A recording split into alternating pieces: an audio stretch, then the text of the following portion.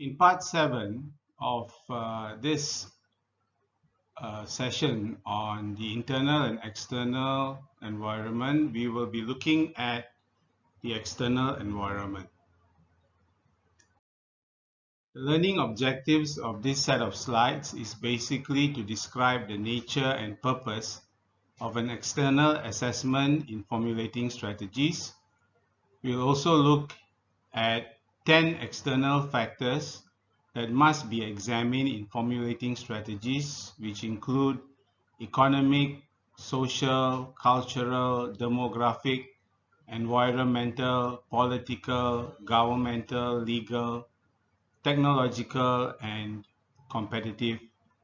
And then we will also briefly look at one of the more famous models, Porter's 5 forces model, and its relevance in formulating strategies.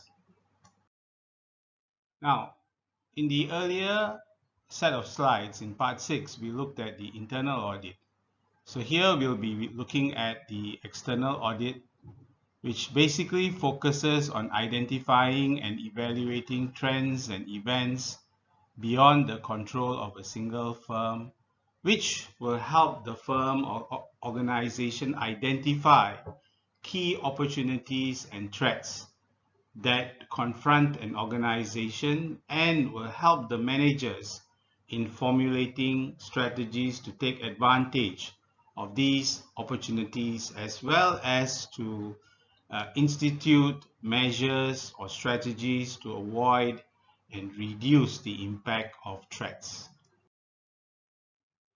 The external audit plays a very important role in identifying key variables that need the organization or firm to take action.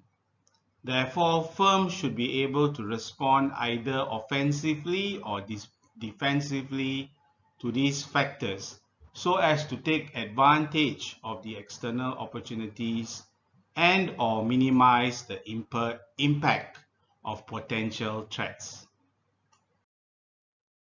Now, external forces that impact an organization can be put into 5 main categories, and they are economic forces, social, cultural, demographic, and natural environmental elements, political, government, and legal forces, technological elements, as well as competitive forces that affect a particular firm. So the process of performing an external audit will be first to look at the competitive intelligence and information from the economic, social, cultural, demographic, environmental, political, governmental, legal, and technological elements, and then to assess this information in a holistic manner so as to identify what are the opportunities and threats in the environment.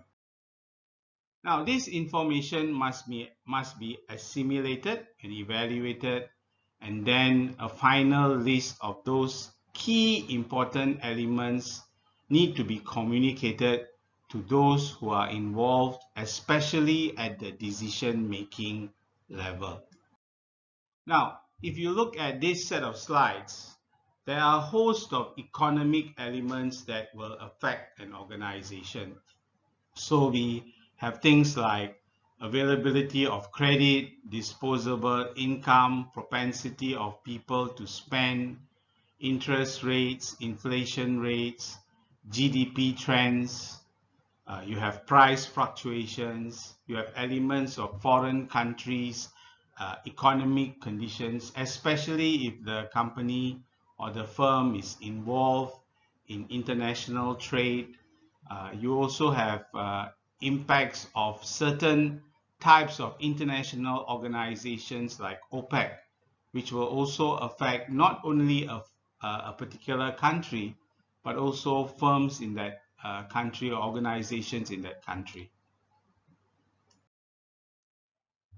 Here is an example of an important influence on a firm, especially pertaining to strong US dollar.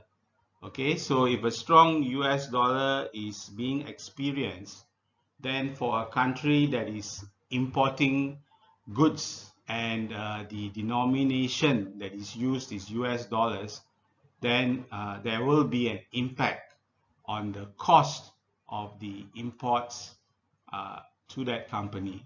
Now, if a company is also exporting goods denominated in US dollars, that too will be impacted by the movement of the US dollar. Now, other elements that can be looked at include social, cultural, demographic, and natural environmental variables. So we have things like number of marriages, number of divorces, immigration and immigration, social security programs, per capita income, attitude toward product quality, attitude toward customer service, pollution control, energy conservation, social programs, okay, social responsibility issues. All these will impact a firm. Now, as you are aware, technology has taken many firms in to move towards doing business on new platforms. So technological forces too will impact an organization, and these can be in the form of things like Internet of Things, 3D printing, the importance of the cloud, mobile devices, biotech, analytics, autotech, robotics, and artificial intelligence.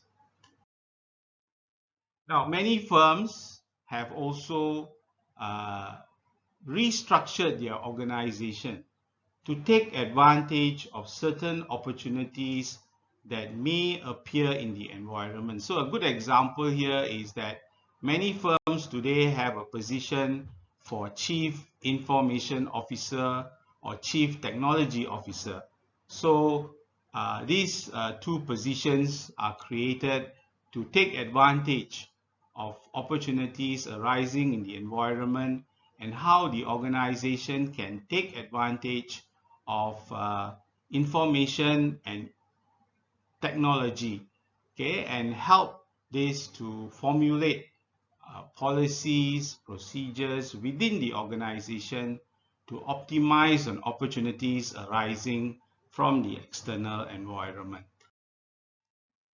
So we have seen that technological advances have impacted many organizations. So one of these is how competitors react to these advances. What are they doing to take advantage? And that can give us a direction, give our organization a direction as to the initiatives, as to the policies that we need to take advantage of.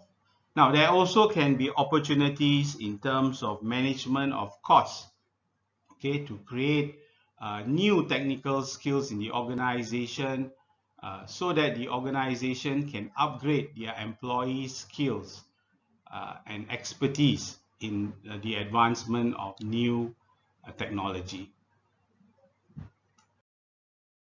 Now, competitive forces remain an important element that impacts an organization. So an organization needs to look constantly at the competitive forces that are impacting on it and to ensure that the organization can optimize on its strengths to take advantage of opportunities that are appearing in the environment, as well as to deter threats and how these may impact the organization.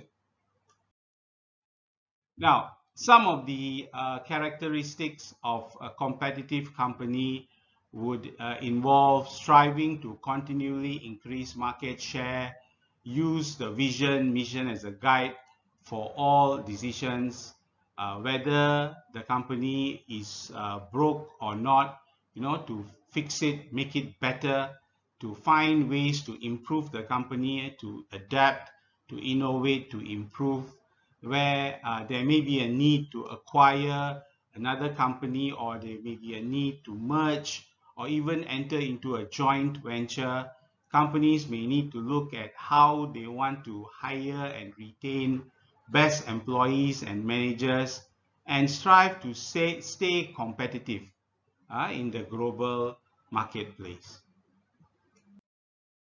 Now, what are the models that you would come across in your studies would be the five forces model of competition by Porter.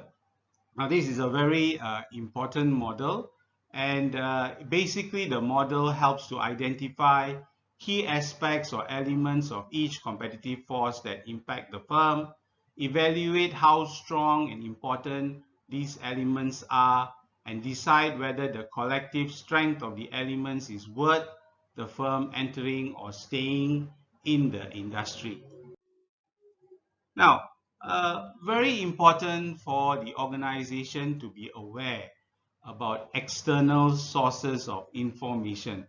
So you can get sources which are unpublished as well as published. And with the internet today, organizations have an influx of knowledge or information.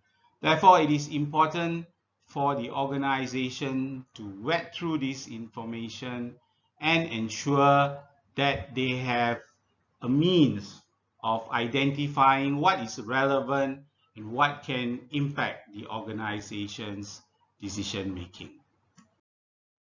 Now, these are some sites that organizations can look at to get information. Of course, this list is not exhaustive. There are very much more out there. But what is important is that there must be a way to vet through this information and to ensure that the sources that provide this information are relevant and reliable. Now, business analytics today has taken organizations by storm. There are a host of softwares out there to manage huge volumes of data, and this too can provide a way for executives to make decisions. So we've come to the end of part 7, and a summary of the key points covered here include the importance of both the internal and the external environment. We saw the internal environment in part 6 and external environment in part 7. The importance of having correct and up-to-date information, and the increasing use of business analytics to make forecasts, help managers make decisions.